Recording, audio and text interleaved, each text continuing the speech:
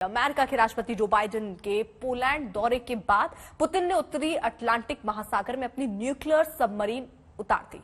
इस कदम से पुतिन ने बाइडेन को यह मैसेज दे दिया कि अगर नाटो सेनाएं आई तो परमाणु युद्ध होने से कोई नहीं रोक सकता। राष्ट्रपति पुतिन के आदेश पर रूसी नौसेना की कई परमाणु पनडुब्बियां उत्तरी अटलांटिक की ओर रवाना हुई थी। इन सबमरीन में से हर एक पर 16 बैलिस्टिक मिसाइलें तैनात की जा सकती हैं। सबसे खास बात यह है कि इन बैलिस्टिक मिसाइलों की रेंज में अमेरिका और यूरोप के सभी देश आते हैं। रूस के पास 600 किलोमीटर से लेकर 12,000 किलोमीटर तक हमला करने वाली बैलिस्टिक मिसाइलों का भंडार है। इसके अलावा रूस के पास बेल्गोरोड परमाणु सबमरीन भी है, जो दुनिया की सबसे बड़ी सबमरीन है। पोसाइडन टारपीडो से लैस ये सबमरीन रेडियो एक्टिव सुनामी पैदा कर सकती है। रूस के पास ऐसे कई हथियार हैं जो दुनिया के किसी भी कोने में परमाणु बम गिरा सकते हैं। इसमें कोई शक नहीं है कि रूस दुनिया का सबसे बड़ा परमाणु शक्ति वाला देश है और यही वजह है कि राष्ट्रपति पुतिन बार बार नाटो देशों को परमाणु हमले की चेतावनी दे रहे हैं और इस चेतावनी को हल्के में नहीं लिया जा सकता। हालांकि रूस का परमाणु हमला इस बात से तय होगा नाटो देश अगला फैसला क्या लेते हैं।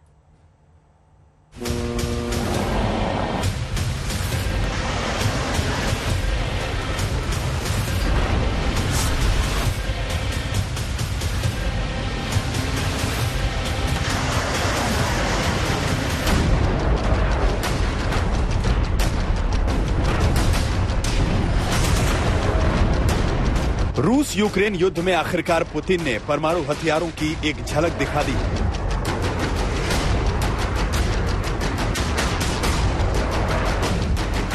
जिस तरह से जो बाइडेन पोलैंड में नाटो की सेना के साथ सेल्फी ले रहे थे, लंच कर रहे थे और रूस को मैसेज देने की कोशिश कर रहे थे, तब पुतिन ने बाइडेन को जवाब देने के लिए रूस की परमाणु सबमरीन को समंदर में उतार दिया, वो भी इस संदेश के साथ कि अगर युद्ध में नाटो आया तो परमाणु हमले से कोई रोक नहीं पाएगा।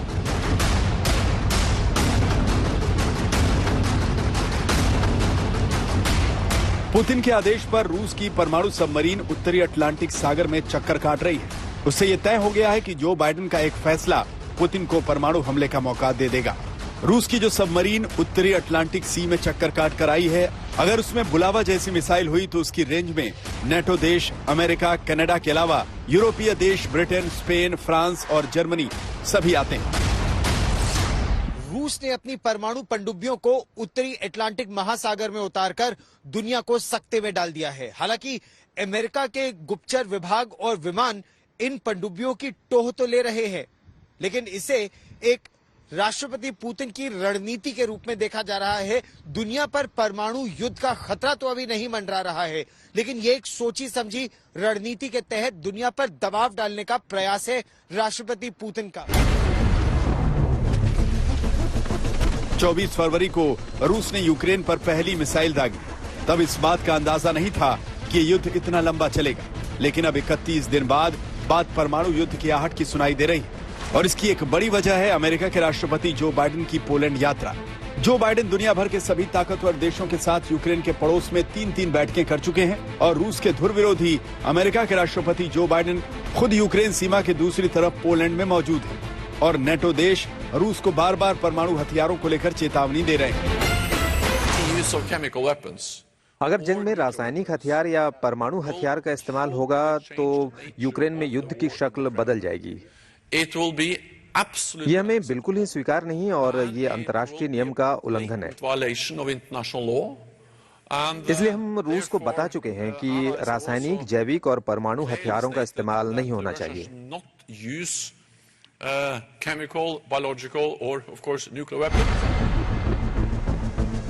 पुतिन के तेवर से यह साफ है कि रूस इस युद्ध में किसी भी हद तक जाने का मन बना चुका है, वरना युद्ध के माहौल में रूस की सबमरीन का अंतर्राष्ट्रीय जल सीमा के नियमों की परवाह किए बिना यूरोप का चक्कर काटना कोई सामान्य बात नहीं। इससे पहले भी क्रीमिया युद्ध के दौरान रूसी पनडुब्बियां ऐसे ही बेरोक टोक घूम रही थी। ऐसे में यह सवाल उठता है कि क्या रूस वाकई परमाणु हमले का मन बना रहा है या वो इस कदम से नाटो को धमकाने की कोशिश में है। ये एक्शन रिएक्शन है, ये क्रिया और प्रतिक्रिया की बात है।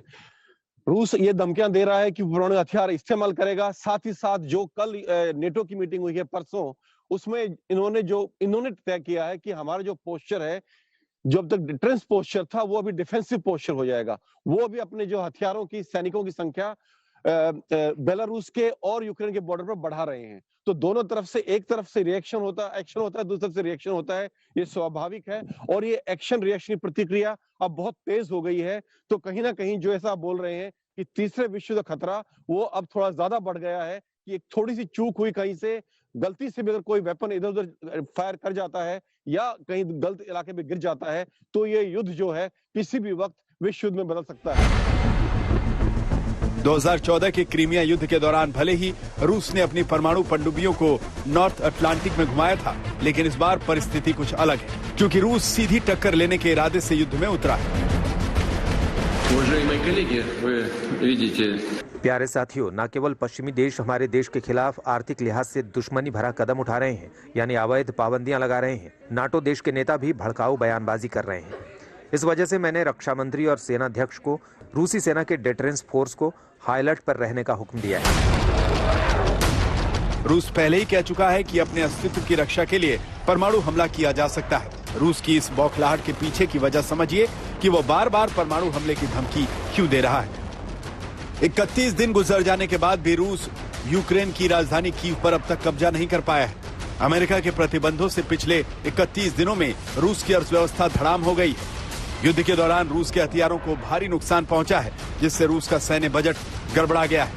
युद्ध के खिलाफ रूस के अंदर चल रहे भारी विरोध की वजह से पुतिन सरकार की छवि खराब हो रही है। इसके अलावा अमेरिका में यूक्रेन की मदद के लिए शांति सेना भेजने का प्रस्ताव रखा है। world ain't going to be the same, not because of Ukraine, but I'm not going to be the same 10, 15 years from now in terms of our organizational structures. And the question is, who's going to prevail? Are democracies going to prevail and the values we share, or autocracy is going to prevail? And that's really what's at stake. So what you're doing is consequential, really consequential. We're in the midst of, and I don't want to sound too philosophic here, but you're in the midst of a fight between democracies and oligarchs. इस खतरे को नकारा नहीं जा सकता कि इस युद्ध में नाटो की एंट्री रूस को परमाणु हमला करने वाला कदम साबित होगा। युद्ध काल में अमेरिकी राष्ट्रपति बाइडेन का नाटो हेडक्वार्टर आना, एक दिन में 3 इमरजेंसी मीटिंग्स में बैक टू बैक हिस्सा लेना रूस के लिए अच्छे संकेत नहीं है। रूस बॉर्डर पर नाटो सेना का युद्धाभ्यास भी चल रहा है, जहां नाटो देशों के 30,000 सैनिक युद्धाभ्यास कर रहे हैं। इस युद्धाभ्यास में परमाणु पनडुब्बियां तक शामिल हैं। सबसे खास बात यह है कि ये युद्धाभ्यास रूस की सीमा से कुछ 100 किलोमीटर की दूरी पर हो रहा है, यानी नाटो भी रूसी सेना को उत्तरी यूरोप के मोर्चे पर सख्त संदेश देने की कोशिश कर रहा है। मुझे उम्मीद है कि दुनिया में इस बात पर सहमति बनेगी कि नाटो को पूर्वी सीमा पर जमीन, आसमान और समुद्र में अपनी सेनाओं की तादाद बढ़ाकर मजबूती दिखानी होगी। पहले चरण में नाटो के 4 battle group Bulgaria, Hungary, Romania और स्लोवाकिया भेजे जाएंगे।